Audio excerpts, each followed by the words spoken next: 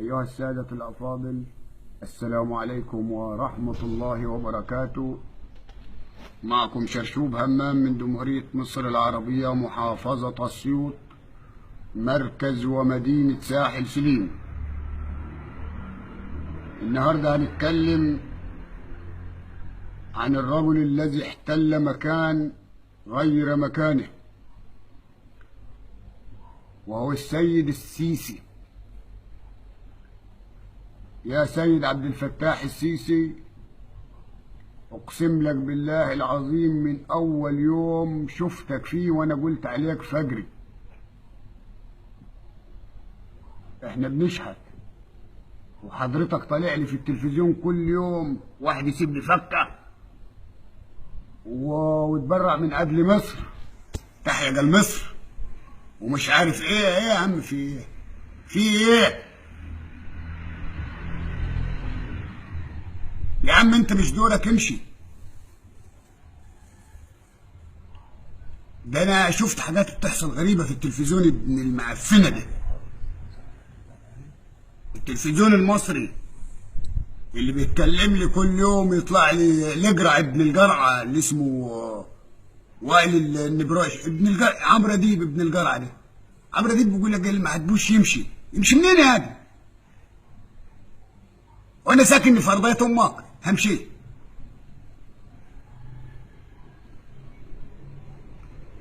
يا اخوانا، مفيش دوله يحكمها العسكر تنجح. النجاح في كل بني ادم يمسك تخصصه. رئيس الجمهوريه يكون واخد كليه السياسه واقتصاد، يتعامل مع السياسه والاقتصاد. انما واخد كليه حربيه، خليك في الحربيه بتاعتك.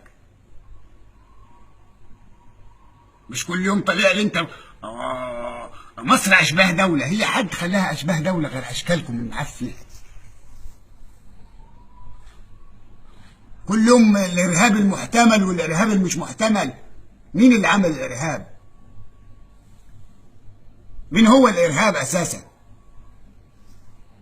شعب زي الشعب السوري اتقتل منه اكتر من مليون واتهمتوه في الارهاب. ده احد المعلقين عندي على الفيديوهات بيقول قال في ارهابي في ساحل سليم. انا ارهابي؟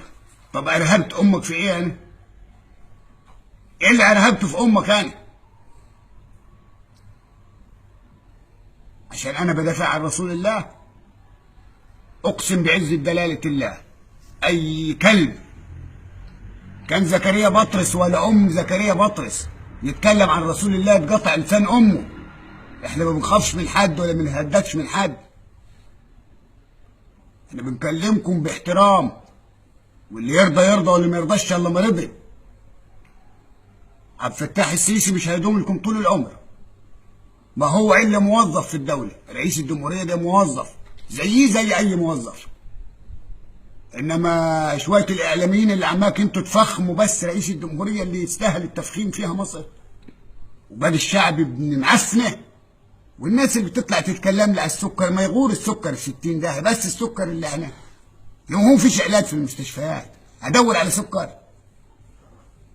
دور على شويه الميه اللي مالوهم بتوع عربيات الكسح خرا. عربيات الكسح بتكب 24 ساعه في نهر النيل خرا، واحنا بنشربهم.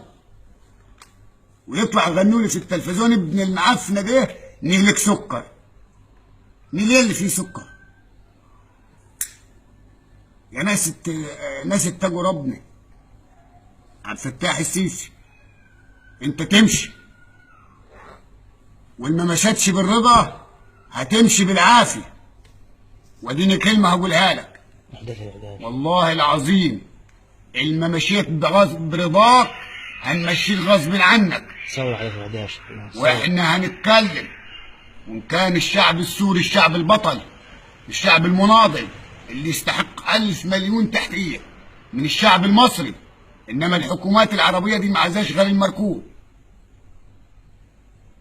واوعوا راد الهلس زي ده يرهبكم ان هو صوت في الامم المتحده وادى صوته لروسيا. لا، احنا معاكم، بس والله العظيم لو امتلك تمن المواصلات اللي تودين عندكم ما اترادع دقيقة واحدة. عليه الطلاق مصابع يحصل الدقيق مخلي رئيس في الدول العربية اللي بضربه بالدزمة فوق راس ابوه. يا شوية زبالة ولاد كلب، فضحتونا وسط الأمم. جمهورية مصر العربية فيها حوالي 100 مليون. أي راجل عنده كرامة وأي راجل محترم. عبد الفتاح السيسي ده ما ينفعش رئيس.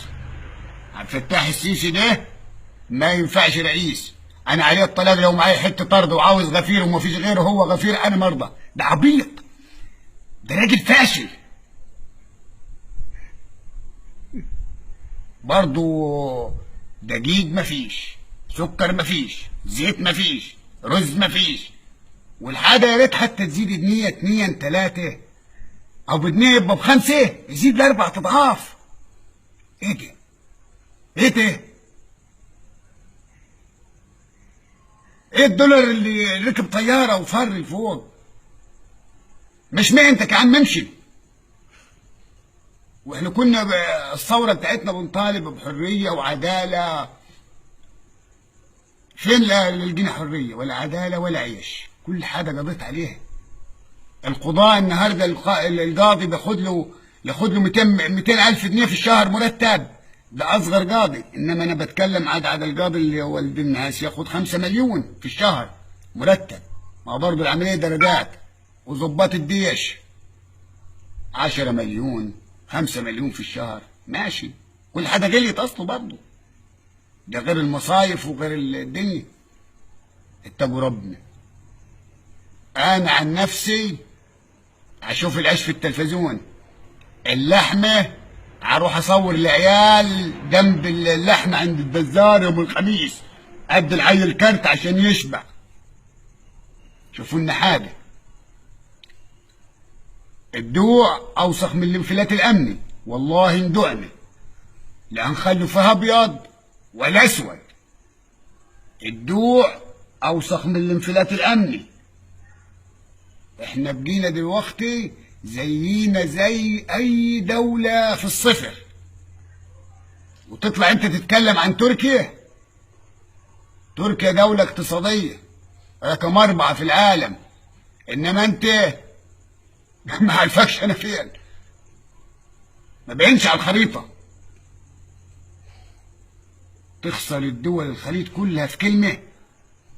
ايه قيمتها معانا روسيا احنا عشان انت تضيع دول الخليج كلهم في كلمة؟ الشعب الروسي السوري ده عاوز حاجة تاني. فرمتوه، هدرتوه، هديتوا بيوته، دمرتوه، الحياة مستخسرينها فيه. حسبنا الله ونعم الوكيل فيكم، انتقم منكم ربنا. شوف الراجل ده مشتوم من مصر هو وعصبة الحرامية اللي حواليه، واحنا تعبنا. ده بتهنى وانت راجل فاشل. واحنا الحمد لله وبنحمد الله ان في كلمة لا اله الا الله في الارض موجودة، وارضه من اي بني ادم مسلم. تشتري مصحف وتخليه في بيتك لحسن ولاد الوسخة دول والله ممكن يغيروا المصحف. والله ممكن اللي انت شايفهم دول الرؤساء الكفرة دول يغيروا المصحف. انا بقول هالكلمة دي وهوصي بيها ولدي وولدي وصي ولده. اياكم للناس دول هدوا المساجد، وكل اللي قال لا اله الا الله ضربوه. اتقوا ربنا. كفايه اللي بيحصل في سوريا واليمن والعراق وفلسطين. فلسطين افتح المعبر، خلي عند ابوك دين. واحنا كفايه تعبنا اتخنقنا، والله العظيم ما عندنا نفس تاني ولا عندنا كل حاجه بقى. هقول لك ايه يعني؟ هقول لك ان 99.5 من الشعب المصري كاره وش اللي دابك انت واحمد موسى ابن البدم. ابن البدم، الراجل اللي ما عندوش دم ده، ولا مصطفى بكر ابن الحرامية ده من العبيد اساسا. ده ما يتكلمش عن الشعب المصري، لان اساسا افريقي زندي مش مصري. مصطفى بكري مش مصري. وشويه النميس الحديدي بنت المصد دي، واللي شويه الزبالين دول. كفاياكم تفخيم في الرئيس. الرئيس ده ما هو الا موظف زيه زي اي موظف. احنا تعبنا، احنا خلصنا، احنا ما بيجيش فينا نفس تاني. ماشي؟ هتمشي بالزوج ماشي، ما هتمشيش بالزوج والله همشيك بالعافيه وياكش نخلص كلنا. زي احمد موسى بيقول لك ايه، اللي ينزل 11 يشيل كفنه. احنا هنروح مكفنين جاهزين. وشكرا لكم والسلام.